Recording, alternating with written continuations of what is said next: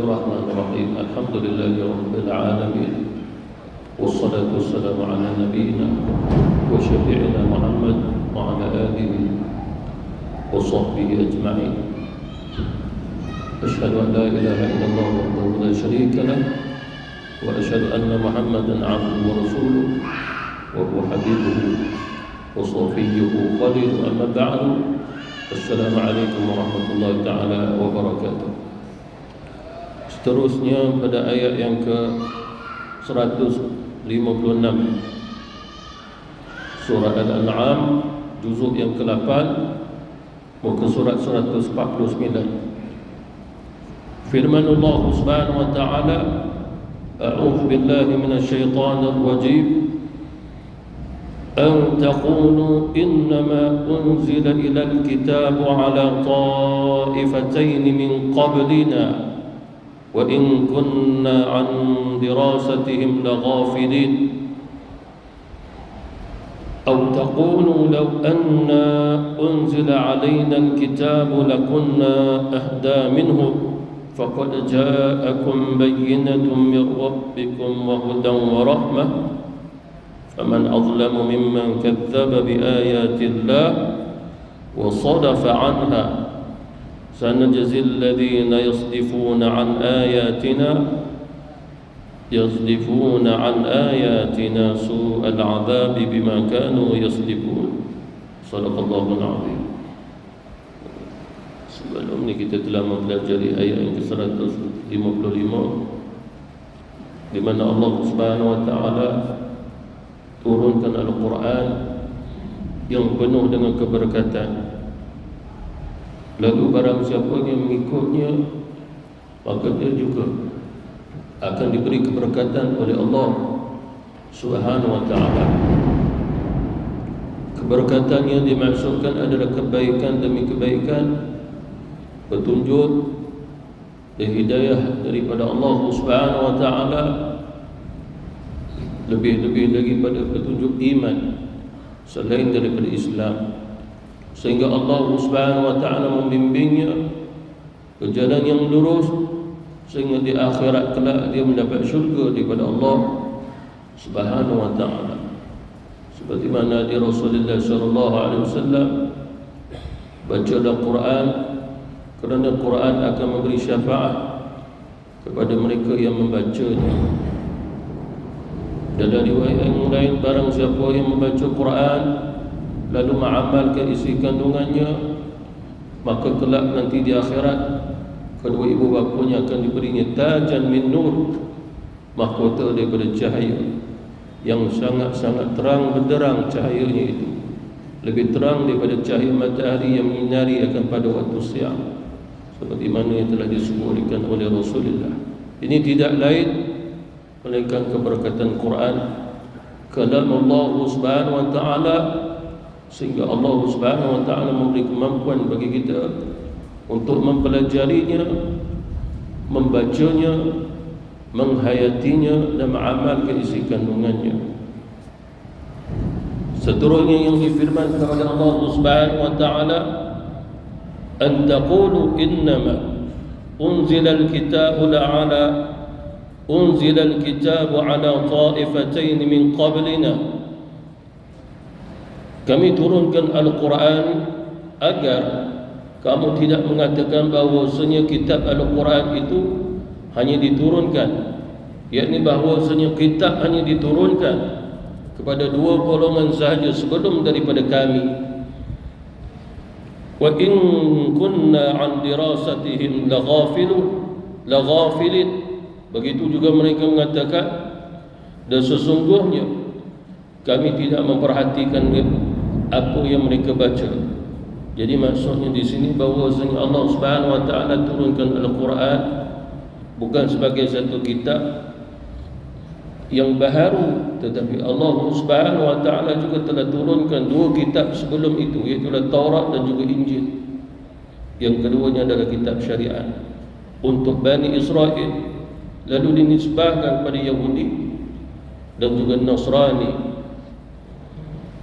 Jadi di sini kita melihat sifat Allah Subhanahu wa ta'ala untuk sedarkan manusia di mana Allah Subhanahu wa taala dia tidak menutup dunia ini dengan turunnya Injil ataupun Taurat, tapi Allah Subhanahu wa taala menutup dunia ini dengan umat yang terakhir, iaitu umat baginda Rasulullah sallallahu alaihi wasallam sebagai umat yang ke-70. Disebabkan di kalangan Bani Israel beranggapan sama ada Yahudi ataupun Nasrani, mereka adalah umat yang terbaik di atas alam, mempunyai kitab Taurat dan juga Injil, kitab yang terbaik buat mereka. Akan tetapi Allah Subhanahu wa taala telah menyatakan mereka telah mengubah isi kandungan Taurat dan juga Injil. Seterusnya Allah Subhanahu wa taala menurunkan satu kitab lagi, itulah Al-Quran. Lalu Allah Subhanahu wa taala menurunkan Quran agar mereka mengakui bahawasanya yang menghendaki turunnya kitab adalah Allah Subhanahu wa taala dan bukannya mereka. Dan begitu juga seperti mana yang dikatakan oleh Allah Subhanahu wa taala, kami turunkan Al-Quran kepada Nabi Muhammad sebagai kitab petunjuk yang memberi hidayah dan nur dalam jiwa, hati dan juga akal manusia, agar mereka kembali kepada fitrahnya, agar kamu itu tidak mengatakan bahawasanya kitab itu hanya diturunkan kepada golongan sahaja sebelum daripada kami. Maknanya seperti mana kata Abdullah bin Abbas radhiyallahu anhuma, yang dimaksudkan yang berkata ini adalah orang-orang Yahudi, orang-orang Yahudi dan juga orang-orang Nasrani. Dan ini adalah satu alasan. Allah Subhanahu wa taala mengetahui keadaan manusia seluruhnya. Sekiranya Allah Subhanahu wa taala menghendaki atas sifat kasihnya, maka dia akan menyedarkan manusia melalui seorang Nabi dan juga seorang Rasul, datang untuk menyedarkan mereka tentang apa yang diturunkan oleh Allah Subhanahu wa taala kepada mereka.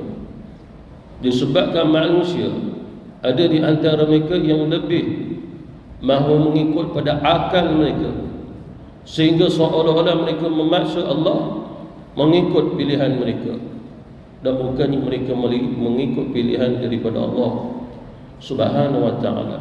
Seperti mana juga dalam surah yang lain, dalam ayat yang lain, seperti mana orang musyrikin, kalau dikatakan Quran turun kepada Muhammad, maka mereka pun mahu sebuah kitab turun kepada mereka.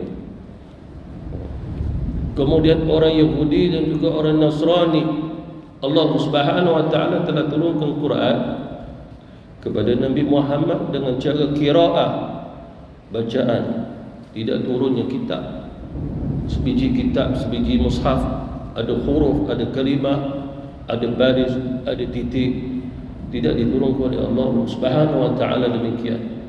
Tetapi Allah Subhanahu wa taala menurunkan Taurat dan juga Injil sekaligus kepada Nabi Musa dan juga Nabi Isa alaihi wasallam, dibaca, turun disalin, ditulis, dipelajari bacaannya, lalu disebarkan untuk mereka mengamalkan isi kandungannya.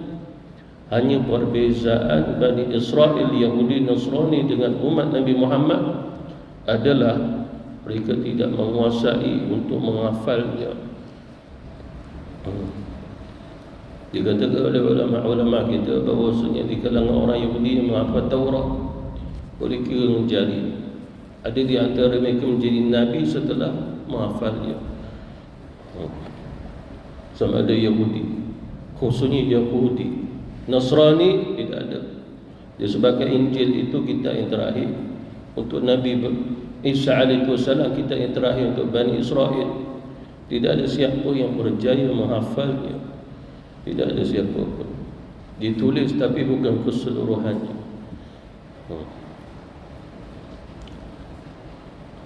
Kemudian Allah Subhanahu wa taala turunkan Quran pada umat Nabi Muhammad, sehinggalah zaman berzaman umat Rasulullah diberi kemampuan oleh Allah Subhanahu wa taala untuk menghafalnya. Mengapa agaknya? Kerana Allah Subhanahu wa taala memilih umat yang terbaik adalah umat yang mampu untuk menghafal kitabnya, wahyunya.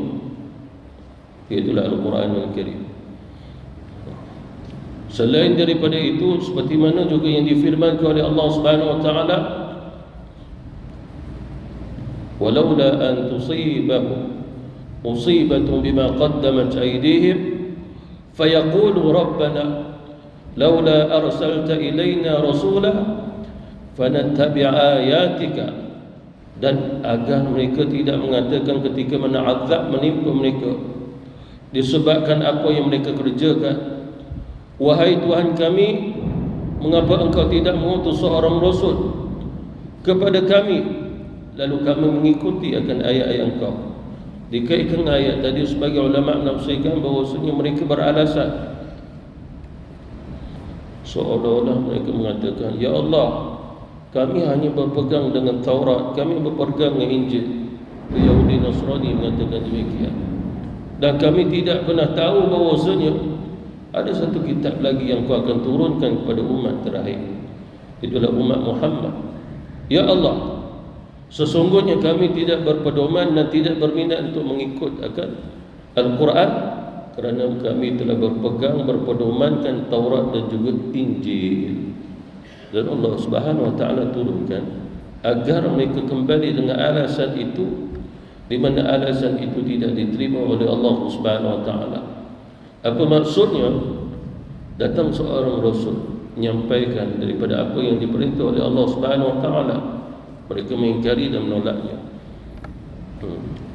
sehingga mereka tidak mahu beriman kepada Allah Subhanahu wa taala, tidak mahu beriman.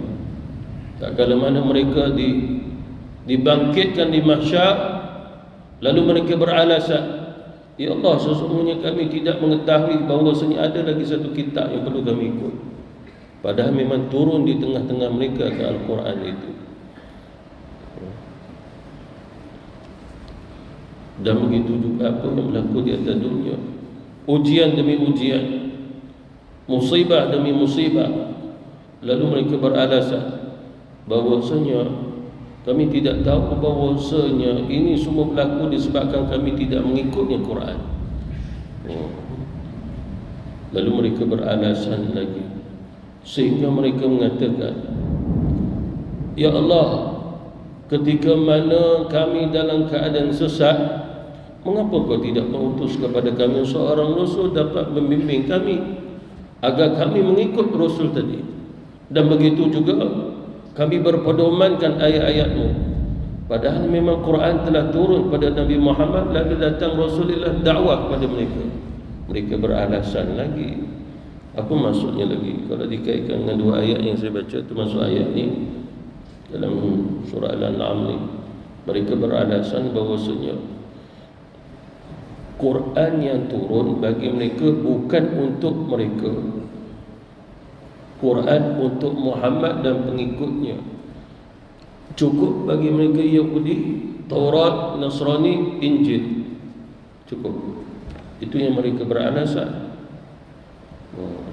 Selain daripada itu, mereka menyatakan dengan alasan kami belajar.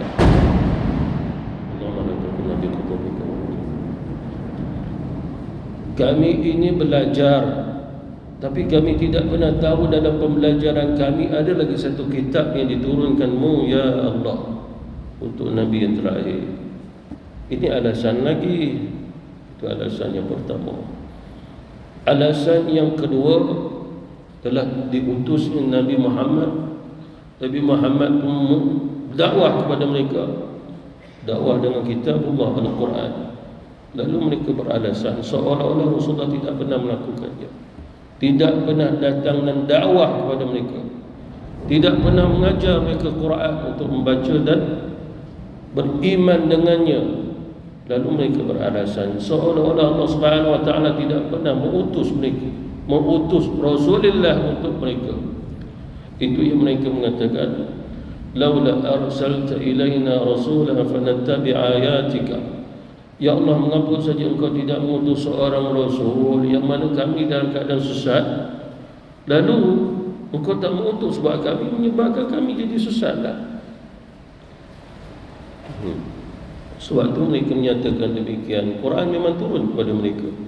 Rasulullah telah bacakan dan sampaikan kepada mereka, tapi mereka tidak beri minat. Yang mereka tahu beralasan saja. Itu pasal kata ulama-ulama kita, orang akhir zaman yang suka beralasan tentang agama, tentang perintah Allah Subhanahu wa taala, tidak lain dia akan kembali pada ayat ghairil maghdubi alaihim waladdallin. Sebab Nabi kata itu Yahudi, itu Nasrani. Disebabkan orang yang beriman kepada Quran, isi kandungannya, perintah-perintahnya, walaupun tak mampu untuk melaksanakan seluruhnya dan tak mampu untuk menguasai kefahaman seluruhnya, tetap mereka akan mengatakan sami'na wa ata'na, kami dengar, kami taat, dan kami akan lakukan dengan sekemampuan kami. Seperti mana ketika mana di Rasulullah dan para sahabat berada di Madinah dalam 2-3 hijrah begitu. Turun ayat ya ayyuhalladzina amanu taqullaha haqqa tuqatih wa la tamutunna illa wa antum muslimun. Wahai orang-orang yang beriman, bertakwalah kepada Allah dengan sebenar-benar takwa. Perhatikan ayat ini cerita orang beriman. Allah perintah takwa.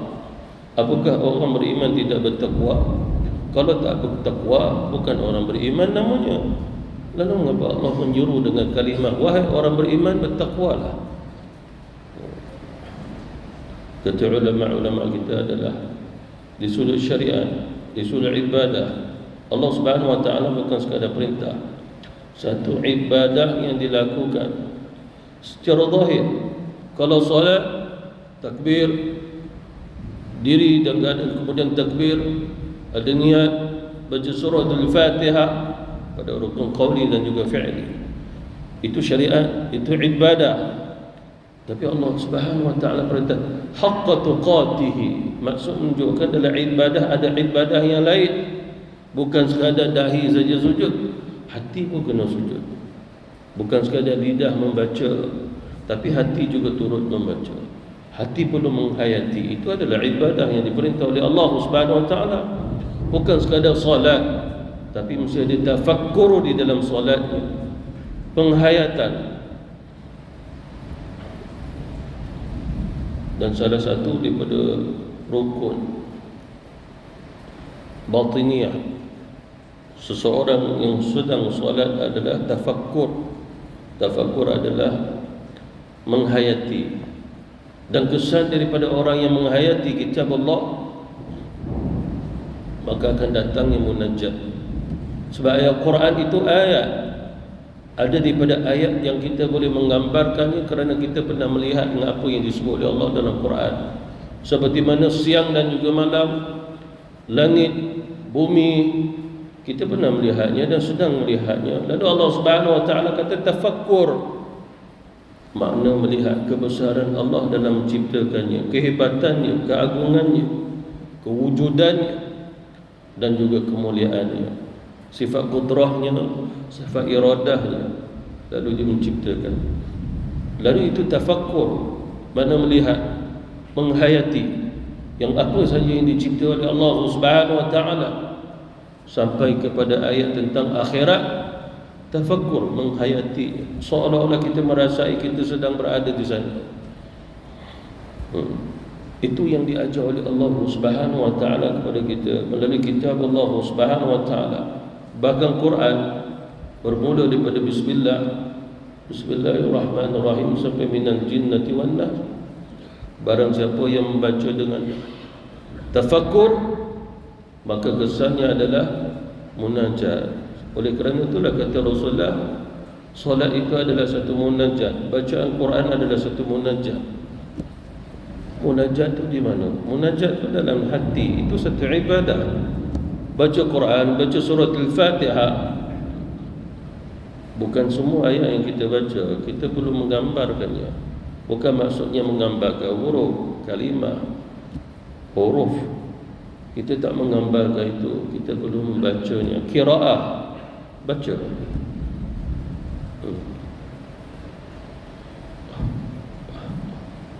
Ada ayat yang sekadar kita baca, dan tafakkur pada ayat, pada masuk ayat, dan lahirkan, wujudkan munajat kepada Allah Subhanahu wa taala.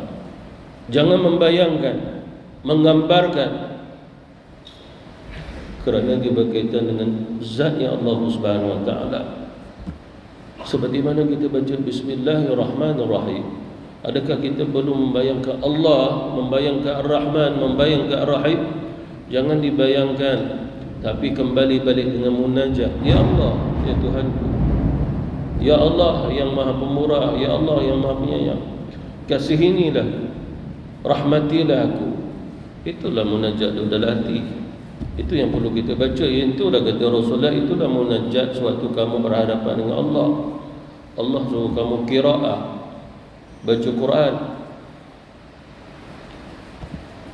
Alhamdulillahirabbil alamin, jangan menggambarkan apa-apa. Ar-Rahman Ar-Rahim, jangan menggambarkan apa-apa. Maliki yaumiddin, jangan menggambarkan apa-apa. Iyyaka na'budu wa iyyaka nasta'in, jangan menggambarkan apa-apa. Mengapa kita perlu menggambarkan? Kerana tidak ada kaitan langsung pada zat Allah perlu digambarkan dalam ayat itu. Tidak ada. Baca saja. Hanya tafakkur. Tafakkur adalah munajat. Rukun pada munajat tafakkur.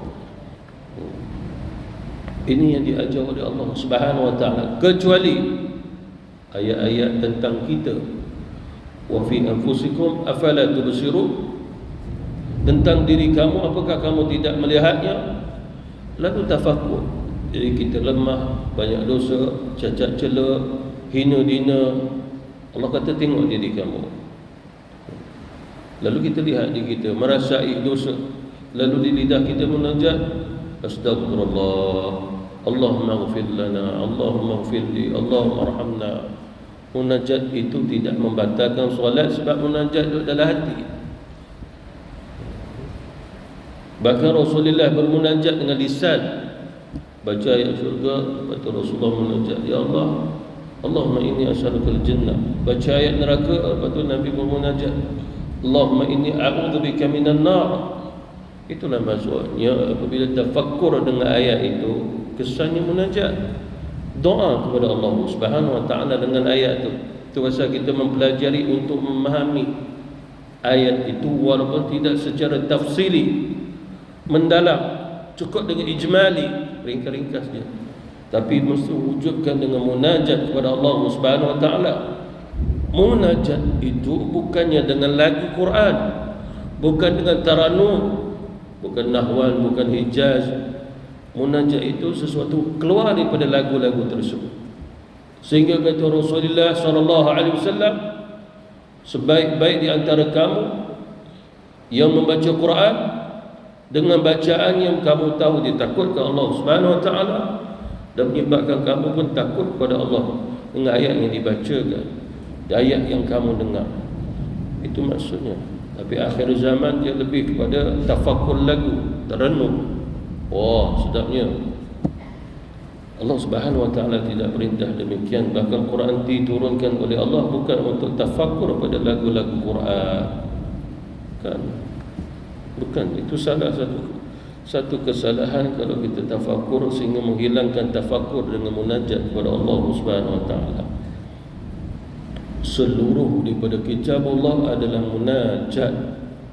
Qul huwallahu ahad. Katakanlah wahai ya Muhammad, Allah Subhanahu wa taala itu tidak berbilang-bilang, tidak berjuzuk, tidak berarab, tidak berjisim, tidak bertempat. Itulah ahadnya Allah Subhanahu wa taala. Lalu munajatnya di mana? Ya Allah, sesungguhnya Engkau lah yang maha hebat, Engkau maha tunggal, Engkau maha esa, tidak ada siapa yang sepertimu. Itulah munajat dalam hati. Suatu kita hanya baca qul huwallahu ahad, itu yang perlu kita lakukan. Itu yang dimaksudkan ya ayyuhallazina amanu taqullaha haqqa tuqatih.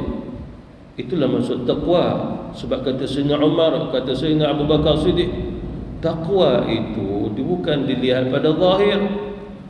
Takwa itu duduk dalam hati. Adakah munajat kamu kepada Allah? Ada. Kamu orang yang bertakwa kepada Allah. Umar kata takwa adalah hati. Mereka memahami kitab Allah Subhanahu wa taala. Oh, satu ayat, qul huwallahu ahad.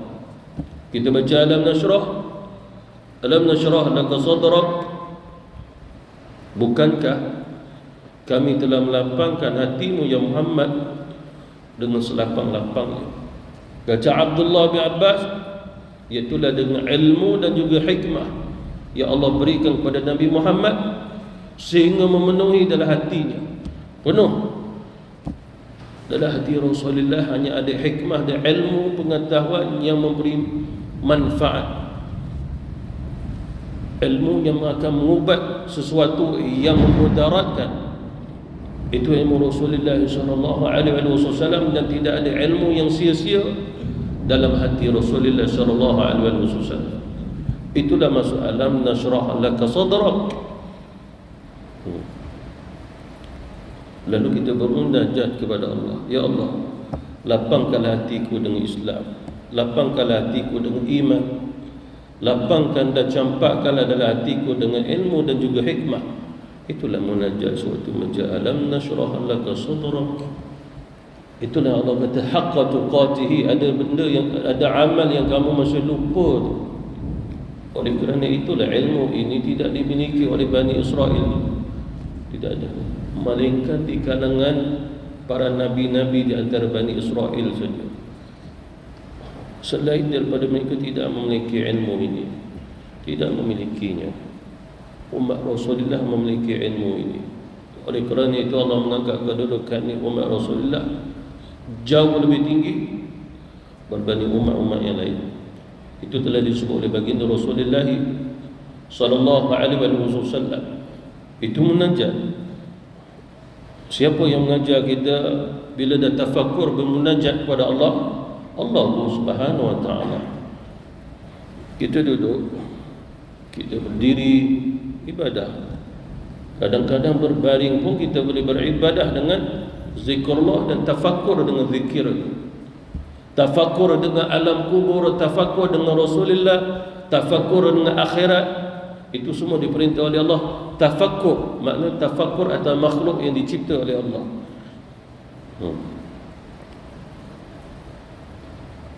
Inna fi khalqis samawati wal ardi wa ikhtilafil laili wan nahari laayatin li ulil albab. Langit, bumi, siang, malam, kalau akal kita betul atas landasan, atas fitrah, seimbang atas iman yang sahih, lalu Allah Subhanahu wa taala pasti membantu untuk kita menggerakkan jiwa kita untuk tafakkur. Lalu bila kita tafakkur, alladzina yadhkuruna Allah qiyaman wa qu'udan wa 'ala junubihim, waktu berdiri dia tafakkur, waktu dia duduk dia tafakkur, waktu berbaring pun dia bertafakkur. Ulama kita mengajar tidak ada orang yang mati lalu dikebumikan dalam keadaan berdiri atau duduk, tapi berbaring. Suatu kita berbaring, Allah akan mengambil nyawa kita. Kemungkinan dia ambil terus ke barzah kita lepas tu. Orang yang hidup menguruskan kita, roh tidak kembali balik pada jasadnya. Lalu di situlah kita tafakkur bahawasanya mungkin ini malam terakhirku, lalu aku akan dibawa ke barzah.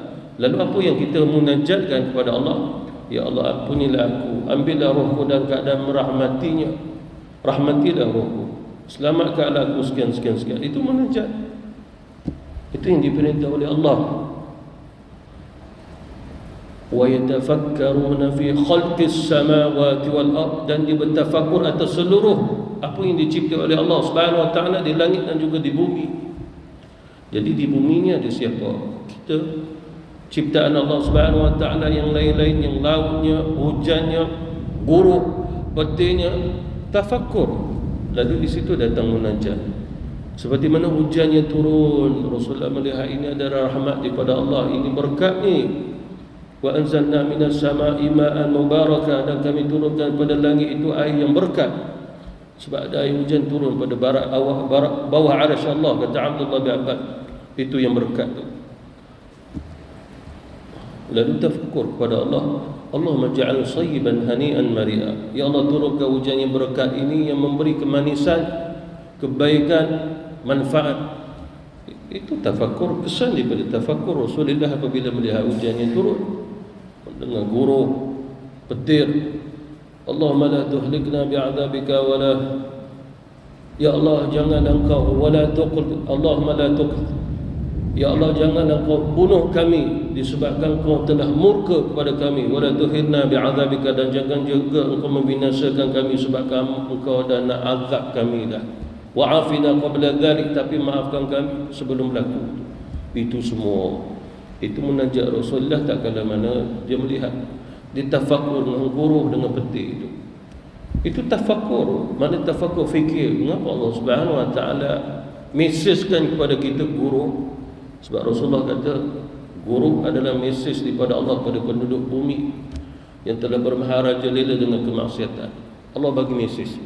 Sebab umat yang terdahulu, kaum Ad, kaum Samud, dibinasakan dengan guru dan petir.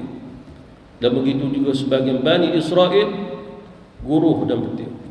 Termasuk juga 70 orang yang mengikut Nabi Musa AS, juga dengannya petir mati semua. Lalu Nabi Musa AS doa kepada Allah, ya Allah ampunilah mereka, hidupkanlah mereka. Hidup balik. Sebagai ulama kata ada 40 orang. Atas kekuasaan Allah, dia dah matikan, dia nak hidup ke atas dunia, bukan hidup ke akhirat. Kalau dia menghendaki berlaku sungguh. Tapi Bani Israel berlaku gitu. Munajat.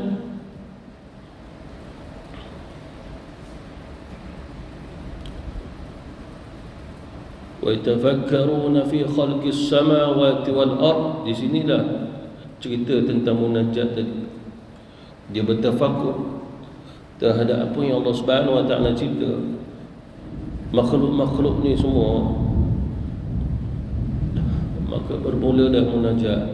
Wa yatafakkaruna fi khalqis samawati wal ard Rabbana ma khalaqta hadha batila subhanak.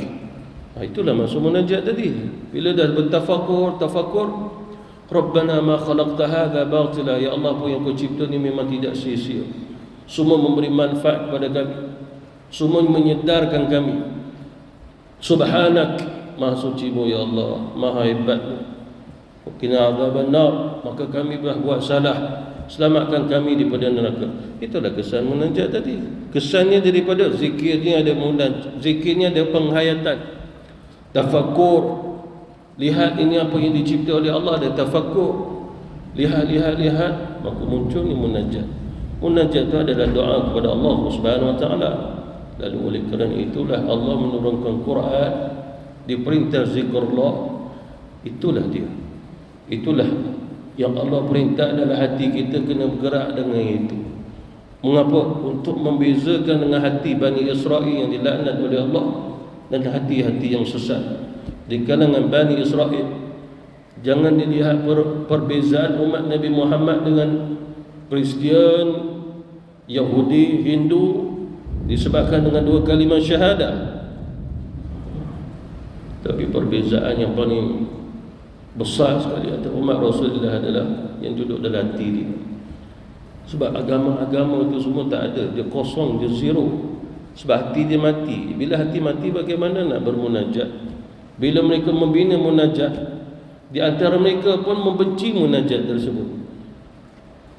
Mereka tidak pernah tafakur. Mereka tafakur mereka dengan cara kesesatan. Hati mereka mati. Lalu orang yang hidup inilah perlu bermunajat kepada Allah Subhanahu Wa Taala. Munajat itu dengan cara tafakur. Itu yang diperintah oleh Allah Subhanahu Wa Taala. Wallahu taala a'lam. Wabillahi taufiq wal hidayah. Wassalamualaikum warahmatullahi taala wabarakatuh.